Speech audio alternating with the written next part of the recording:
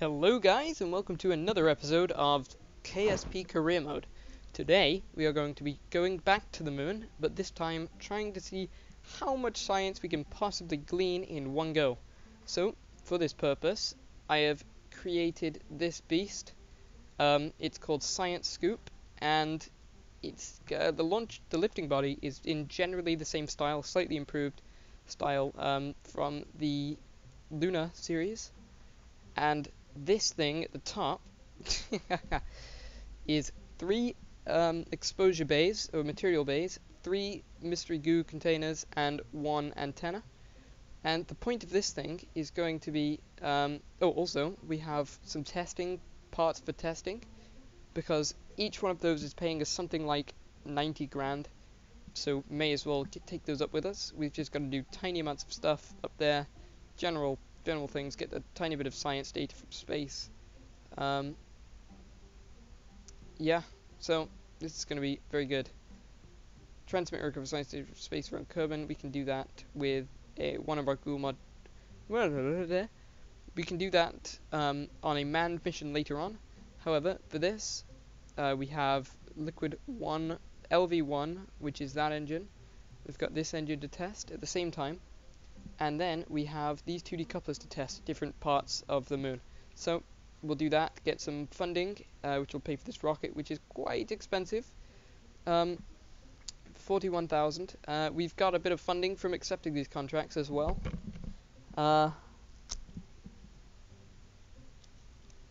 So I believe it is time to take off. Saving it. Science Scoop. And I've fixed the staging already.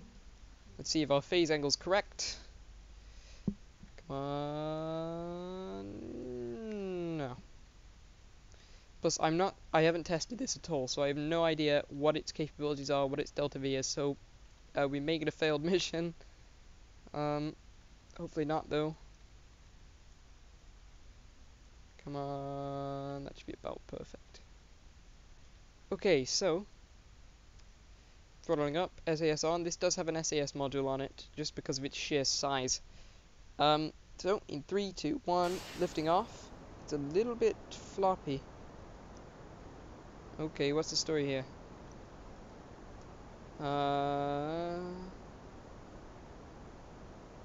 Okay. Now this could be a problem, because solid rocket boosters don't turn off. Oh, crap. Well, since we can't do all this, we may as well get some science data on the way down.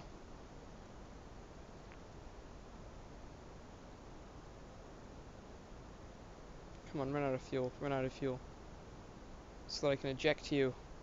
Come on! It's gonna be close,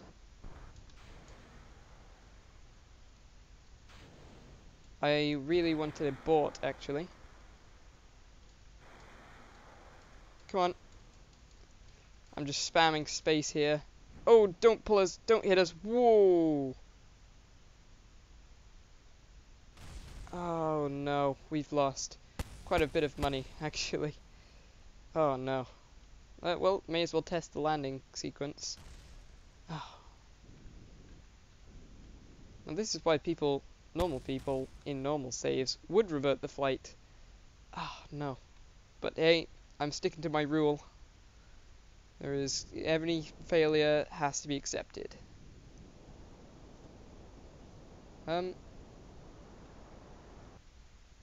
Soft landed. Well, let's get some science while we're here anyway. The reason I'm not doing this on an action group is I do want to actually do these guys. What if I lock my suspension? Does that actually help? Oh, it does. A lot. It does. I can get science at different points in the mission, which may actually aid us a lot. Okay, let's recover it. Hopefully we got a little bit of science out of that. Oh, goodness me, that was an expensive failure. 26 science, okay. God damn. Right, well then, I guess let's launch again. Autosave ship, science scoop. Yes, actually, let's edit it. Let's put on, I do have an idea. It's going to be slightly more expensive, but we'll put on LVT-45 engine, because that has gimballing and thrust vectoring. And I will also put on a steerable winglet. They're more expensive, but at least we won't have a failure like that again, hopefully. What's happened to our staging here? I'll be right back after I fix the staging.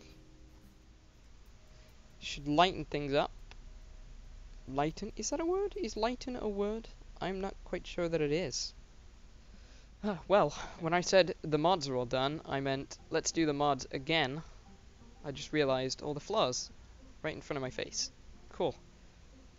That is completely unnecessary. Hopefully now. Should work. Okay, so let's go.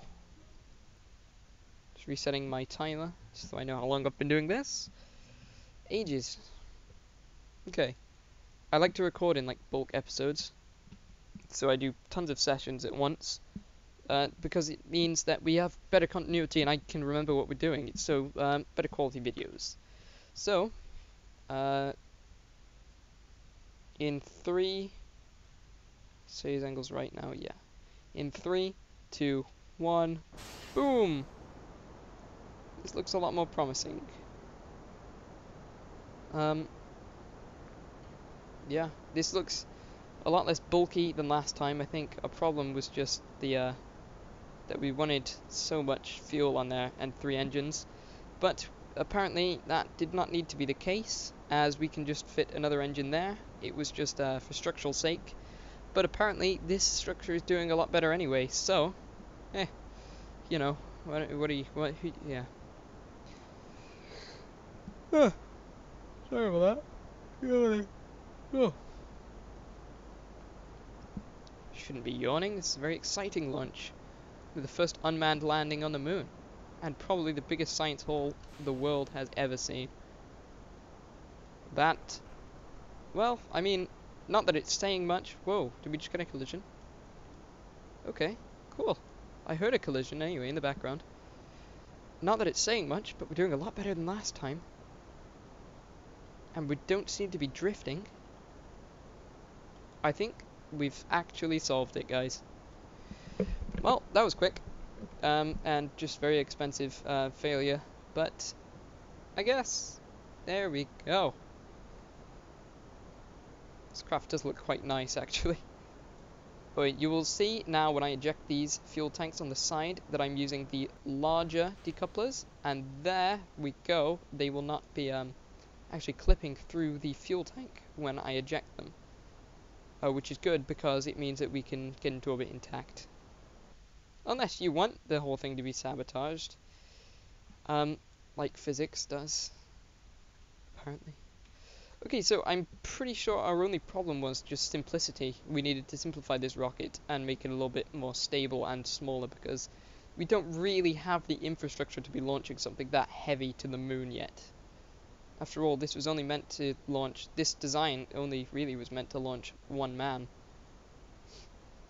and his dog. Okay, getting up to quite a velocity now. That's quite good. There we go. Bringing this guy and his trajectory even to the moon.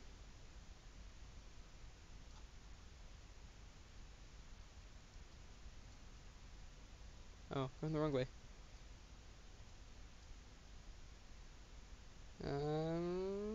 Wait for it. Right above that.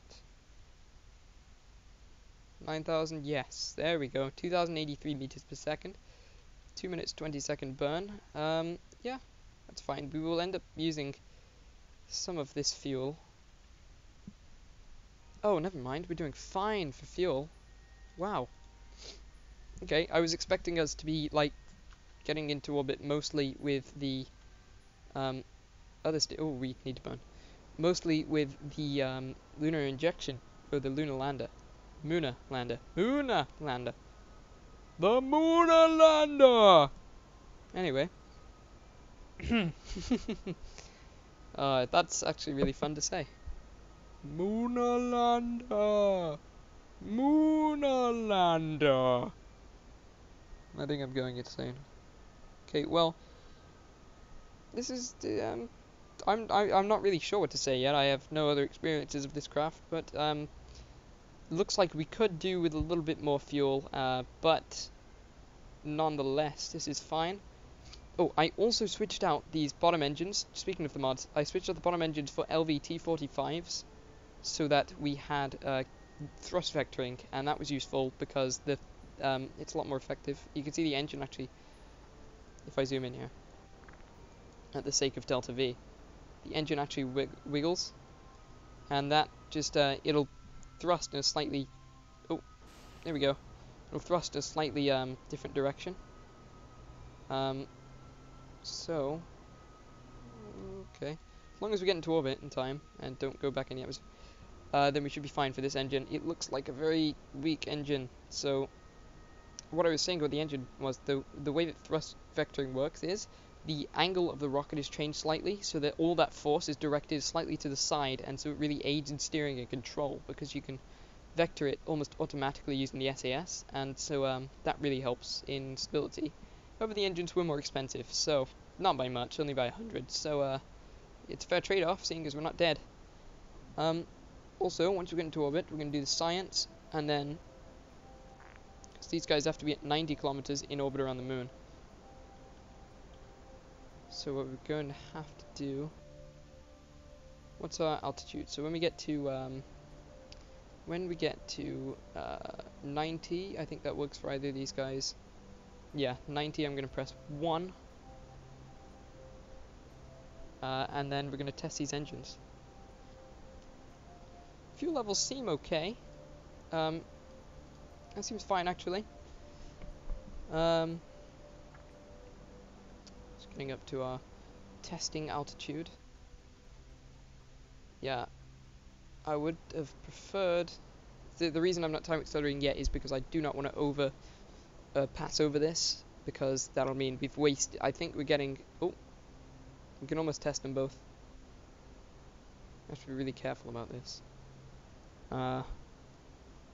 Because it's going to be a lot... Oh, press 1.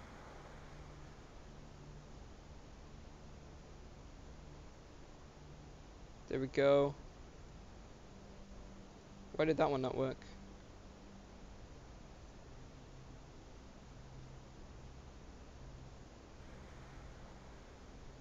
No? Okay, well anyway, we got one of them. I think that was another 50 grand. So, either way, that was a success. Not really bothered about that. That's fine by me. So let's actually manually do this. Let's go to periaps here.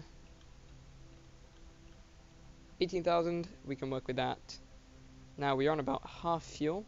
That's fine. So we're on, how much fuel are we actually on? 147. Yeah, I think that's fine, anyway. And if not, we're going to have to think of another way to get this thing here. Because I think we should keep at this one, because we should be earning about, in the region of 500 science with this craft. So I think it's definitely worth... Oh no. Ooh, crap. Uh-oh. We are out of electric charge. What if I do this? Oh no.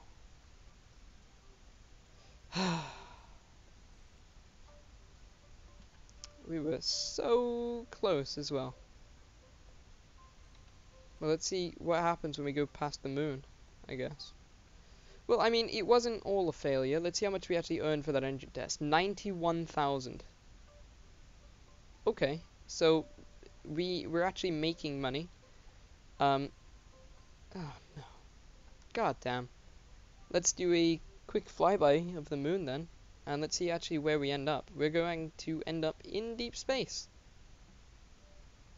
Actually, this may be advantageous. While this is a failure now, this may be a success in the future, because not only have we discovered a good way of getting into planetary space, i.e. using a gravity assist, but we've also thrown a craft into deep space, and when this thing reaches the other side, because in KSP things don't rotate, this will actually be facing the sun and will wake up in about half a year. So, yeah, so in about 190 days, this craft will wake up and we will have a functioning science vessel in deep space. And, among other advantages, we may even be able to get this thing back, and it has parachutes, so, on that bombshell, actually, wait, we can do something else, I think. No, did we already pass away? Oh, we did. Okay, so on that bombshell, I'm going to, actually, just, damn. Right, well, when this thing wakes up, we can, I'm sure this will pop back in quite a few episodes. Maybe episode 10 we'll find this thing woken up and we'll do something with it. So, not a complete failure, an accidental victory, if you will. On that surprise, I will see you guys next time. I've been Michael Starwell, Tittle King. Bye!